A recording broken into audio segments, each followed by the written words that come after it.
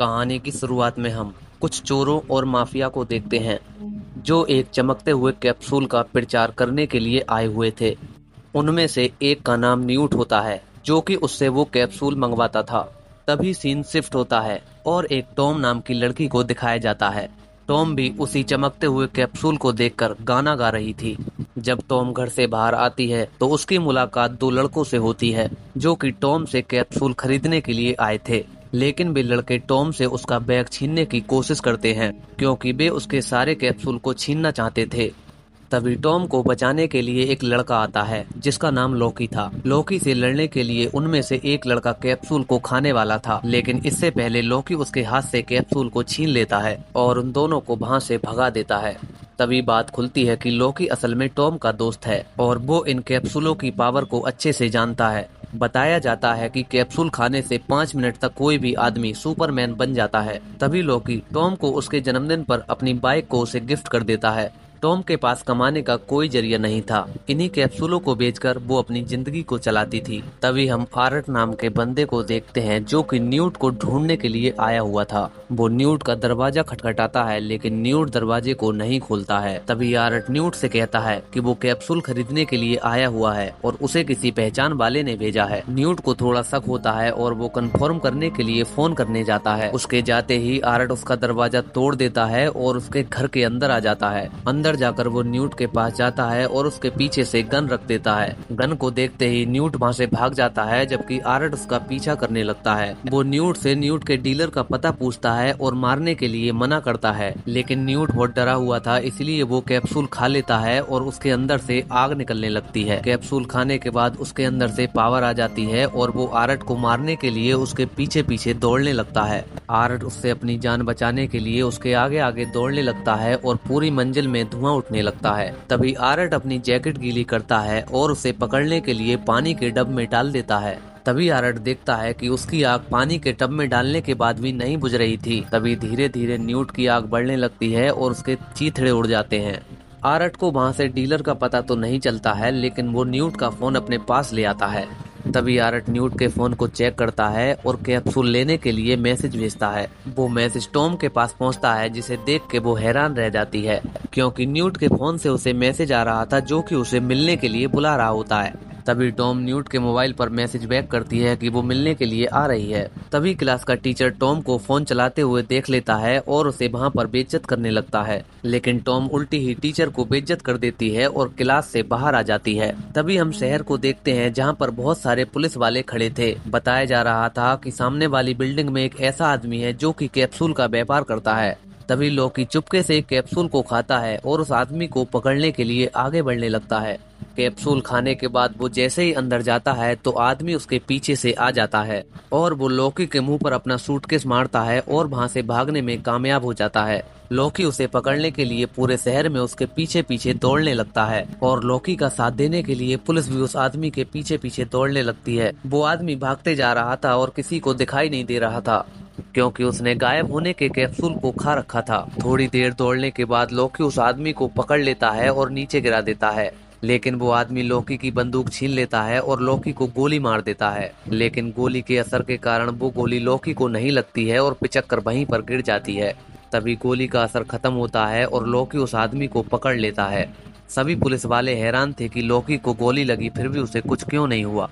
तभी लॉकी का officer Lockie के पास जाता है और उससे पूछता है कि क्या तुमने उस गोली का सेवन किया था। लॉकी ऑफिसर से सच बोलता है जिससे ऑफिसर गुस्सा हो जाता है और लॉकी को उसी वक्त सस्पेंड होने के लिए कहता है, लेकिन लॉकी कहता है कि अगर वो मैंने गोली ना खाई होती तो मैं मर चुका होता। ऑफिसर को लॉकी की बात समझ में आ जाती है और ऑफिसर उसे माफ कर देता है। तभी हम आर्ट को देखते हैं जो कि टॉम का इंतजार कर रहा था। टॉम न्यूट से मिलने के लिए आती है और वहां पे आके न्यूट को ढूंढने लगती है, जिससे आर्ट को टॉम का पता चल जाता है और वो उसकी मोटरसाइकिल की हवा निकाल देता है। जब टॉम उसे खींचकर घर ले जा रही थी तब वो टॉम को किडनैप कर लेता है। वो उसे गाड़ी की डिग्गी में बंद करता है और शहर से दूर ले जाता है। वहाँ आकर वो टॉम से उसके डीलर का पता पूछता है कि आखिर तुम वो कैप्सूल कहाँ से लाती हो। डर के मारे टॉम आरट को उसी जगह पर ले जाती है जहाँ से वो कैप्सूल खरीद कर लाती थी। वहाँ पहुँचने के बाद आरट टॉम से वो कैप्सूल खरीद कर लाने के लिए कहता है। तभी सीन चेंज होता है जहाँ एक औरत बहुत सारी कैप्सूलों को लेकर हवाई जहाज से उतरती है, जहाँ दूसरी औरत उन कैप्सूलों को खरीदने के लिए खड़ी थी क्योंकि वो पूरी दुनिया पर राज करना चाहती थी।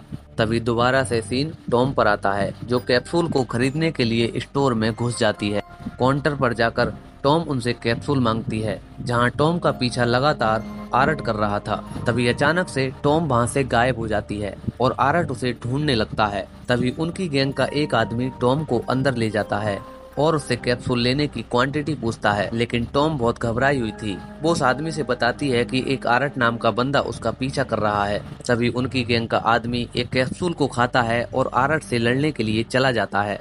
जब दोनों के बीच लड़ाई होती है तो आरट उस आदमी के गोली मार देता है, लेकिन वो आदमी भी आरट के कंधे में गोली मार देता है जिससे आरट नीचे गिर जाता है। वहां से लड़ने के बाद वो टॉम को बचाने के लिए उनके ट्रक में चढ़ जाता है। ट्रक में जाने के बाद उसे वहां कुछ कैमरे चलते हुए दिखते हैं, जिससे वो उनकी सारी सच्चाई को पता लगा लेता है कि कैसे वे उन कैप्सूलों की मदद से आदमियों को एक्सपेरिमेंट का शिकार बना रहे हैं। वो कोई एनर्जी के कैप्सूल नहीं बल्कि आदमियों पर उसका प्रयोग कर रहे थे।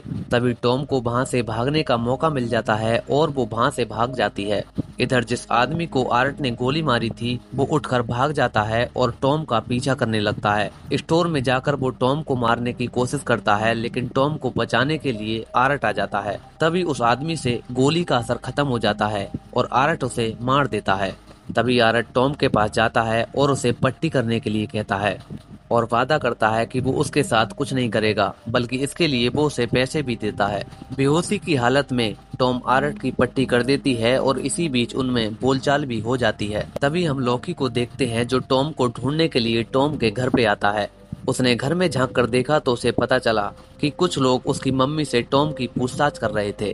तभी चुपके से लॉकी उनके बाथरूम में घुसता है और बाथरूम के दरवाजे से उनके घर में आता है और उन आदमियों के सामने टॉम का पिता होने की एक्टिंग करता है। उनके चले जाने के बाद वो टॉम की माँ को बताता है कि टॉम का एक दोस्त है। जब वो लोग जा रहे होते हैं तो लॉकी उनकी गाड़ी के पीछे भागता है और उनकी गाड़ी पर कुछ चिपका देता है। दूसरी तरफ टॉम और आरट के बीच अच्छी बोलचाल हो जाती है और दोनों के बीच दोस्ती होने लगती है। तभी आरट टॉम को बताता है कि वो कोई क्रिमिनल नहीं है बल्कि अपनी बेटी के कातिलों को ढूंढ रहा है, क्योंकि उसकी बेटी भी इन्हीं कैप्सूलों का शिकार होकर मरी थी। टॉम को आरट की बात में सच्चाई लगती है और वो आरट की मदद करने के लिए तैयार हो जाती है। तो तभी अगले सीन में आरट और टॉम उस कैप्सूल के डीलर को ढूंढने के लिए निकल जाते हैं। तभी आरट को गाड़ी चलाते चलाते अपनी बेटी की याद आ जाती है और वो टॉम के अंदर अपनी बेटी को देखने लगता है। तभी वो टॉम को बताता है कि कैसे वो एक बार अपनी बेटी के साथ कहीं पर जा रहा था। तभी उसकी गाड़ी को रास्ते में ही हाईजैक कर लिया गया था और वो उसकी बेटी को किडनैप करके ले गए थे। वो अपनी बेटी से बहुत ज्यादा प्यार करता है, इसीलिए वो हर हालत में अपनी बेटी को ढूंढना चाहता है। तभी टॉम आरट को लेकर उस जगह पहुंच जाती है जहां पर की कैप्सूल का डेमो होने वाला था। तभी आरट टॉम से कहता है कि तुम यहाँ पर खड़ी रहो और मैं अंदर जाता हूँ, और अगर मैं अंदर से वापस लौट कर ना आऊँ तुम यहाँ से चले जाना। तभी आर्ट एक आदमी से बियर की बोतल लेता है और नशे की एक्टिंग करके उसमें चला जाता है। बाहर के गार्ड को आर्ट पर शक होता है, लेकिन आर्ट उसे मारकर उसके कपड़े पहनकर अंदर चला जाता है। अंदर जाकर आर्ट देखता है तो वहाँ पर कैप्सूल की पावर की बातें चल रही थी। वहाँ एक आदमी एक कैप्सूल एक लड़की को खिलाने वाला था और उस कैप्सूल की पावर को दिखाने वाला था। वो आदमी बताता है कि ये कैप्सूल अलग अलग जानवरों के डीएनए से बनाए गए हैं, इसीलिए अलग अलग कैप्सूल में अलग अलग जानवरों की शक्तियां हैं। तभी बाहर टॉम के पास लॉकी आ जाता है और वो टॉम से कहता है कि तुम उसकी मदद क्यों कर रही हो, वो एक बहुत बड़ा अपराधी है। टॉम उसे बताने की कोशिश करती है कि वो कोई क्रिमिनल नहीं है बल्कि अपनी बेटी को बचाने की कोशिश कर रहा है, लेकिन लॉकी उसकी बात नहीं मानता है और आर्ट को पकड़ने के लिए चला जाता है। तभी सीन शिफ्ट होता है और वो एक कैप्सूल एक लड़की को खाने के लिए देता है। कैप्सूल खाते ही लड़की के अंदर एक अजीब सी पावर आ जाती है और पावर ये थी कि वो ज्यादा से ज्यादा ठंड को आसानी से सहन कर सकती थी। तभी आर्ट अपना काम शुरू कर देता है और वहाँ पे एक आदमी को मार देता है।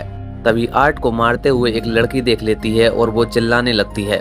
देखते ही देखते वहाँ पर फायरिंग होने लगती है, जहाँ आर्ट उस आदमी को किडनैप कर लेता है और बाकी लोगों के हथियार फेंकने के लिए कहता है। लेकिन तभी एक आदमी वहाँ पे कैप्सूल खा लेता है और वहाँ पर बहुत सारी भगदड़ मच जाती है। जो लड़की बर्फ के अंदर थी वो बाहर आने के लिए तड़प रही थी क्योंकि गोली का असर कम होता जा रहा था। देखते ही देखते लड़की उसके अंदर पूरी तरह से जम जाती है। आर्ट उस आदमी को पकड़कर अपनी बेटी के बारे में पूछ ही रहा था। तभी आर्ट के पीछे लॉकी आ जाता है और उसे हथियार फेंकने के लिए कहता है। लेकिन इसी बीच वो दूसरा वाला आदमी कैप्सूल को खा लेता है, जिसके अंदर 5 मिनट के लिए अपार ताकत आ जाती है और वो धीरे धीरे हल्के की तरह तगड़ा होने लगता है और उन्हें मारने के लिए उनके पीछे पड़ जाता है। आर्ट और लॉकी अपनी जान बचाने के लिए उस जगह से बाहर आने लगते हैं। भागते भागते आर्ट वहाँ गैस सिलेंडर में गोली मार देता है, जिसके फटने से वो आदमी जल जाता है। बाहर आकर लॉकी आर्ट को गिरफ्तार कर लेता है, जबकि टॉम ऐसा करने के लिए उससे मना करती है। तभी टॉम को वहाँ वही आदमी दिखता है जिसकी तलाश आर्ट कर रहा था। वो अपनी बाइक से उस आदमी का पीछा करने लगती है।